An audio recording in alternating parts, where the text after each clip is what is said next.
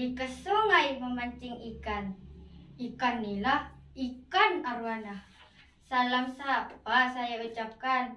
Assalamualaikum warahmatullahi wabarakatuh. Nah, pada kesempatan kali ini saya akan bercerita tentang Kabupaten Situbondo. Nah, sebelum itu saya ingin bertanya dulu nih. Ada yang tahu tidak sih dengan Kabupaten Situbondo? Ya, banyak nggak tahu ya tentang Kabupaten Situbondo. Nah, maka izinkan saya untuk bercerita tentang dongeng yang berjudul Pangeran yang Terbuang atau Pangeran Aryo Gajah Situbondo. Penasaran nggak sih sama ceritanya? Penasaran banget dong tentunya. Sebelum masuk ke cerita, saya pernah mendengar nih orang bijak berkata bahwa tak kenal maka tak sayang. Maka perkenalkan saya Nabila Anindita Aurel Ganisa dari SMA Negeri 1 Kapongan, Kecamatan Kapongan, Kabupaten Situbondo, Provinsi Jawa Timur, sekaligus semifinalis Olimpiade Bahasa Indonesia tahun 2025 yang diselenggarakan oleh Imabina Universitas Jember. Alkisah pada zaman dahulu. Hiduplah seorang pangeran yang bernama Pangeran Aryo Gajah Situbondo. Pangeran Situbondo merupakan anak dari Pangeran Kencet dan Bok Tunami. Seiring berjalannya dewasa, Pangeran Situbondo tumbuh menjadi anak yang dewasa, gagah, dan memiliki salah satu ciri 7 anak Indonesia hebat, yaitu berajin beribadah. Ketika dewasa, Pangeran Situbondo memiliki rasa keinginan untuk meminang Raden Lembangsari. Sebagai anak yang berbakti kepada kedua orang tuanya, Pangeran Situbondo meminta restu kepada ibunya. Mak, ada apa anakku manggil-manggil emak? Begini mak, anakmu ini ingin meminang Putri Adipati Surabaya. Sebetulnya emak tidak rela nak, karena kamu anak satu-satunya. Anakmu ini janji ketika nanti sudah sukses, emak akan dibawa ke sana. Anakku, ya sudah, ketika itu keputusanmu, emak hanya bisa mendoakanmu. Ketika mendapatkan restu dari ibunya, Pangeran Situbondo segera menghampiri Raden Lembangsari. Wahai Raden Lembangsari, maukah engkau menjadi istriku? Baiklah Pangeran Situbondo, aku mau menjadi istrimu, asal kau penuhi persyaratanku. Apa itu Raden Lembangsari? Mendekatlah Pangeran Situbondo, akan kubisikkan. Hahaha, persyaratanmu itu gampang sekali Raden Lembangsari.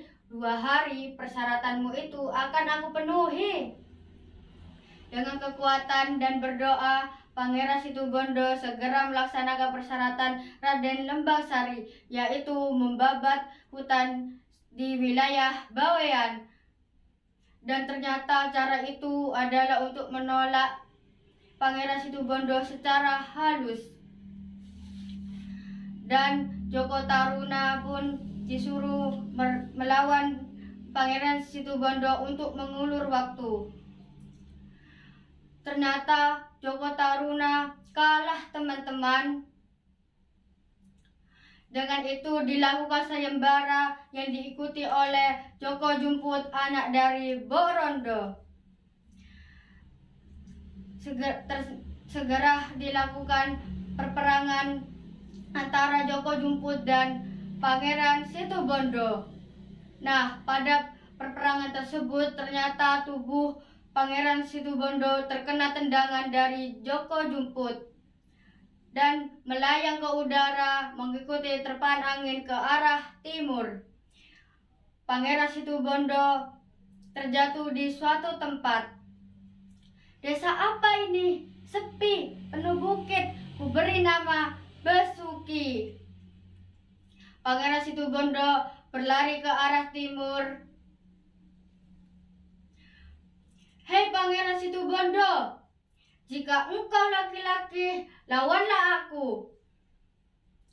Mendengar suara dari Joko Jumput, Joko Taruno, Pangeran Situbondo kembali berlari ke arah timur.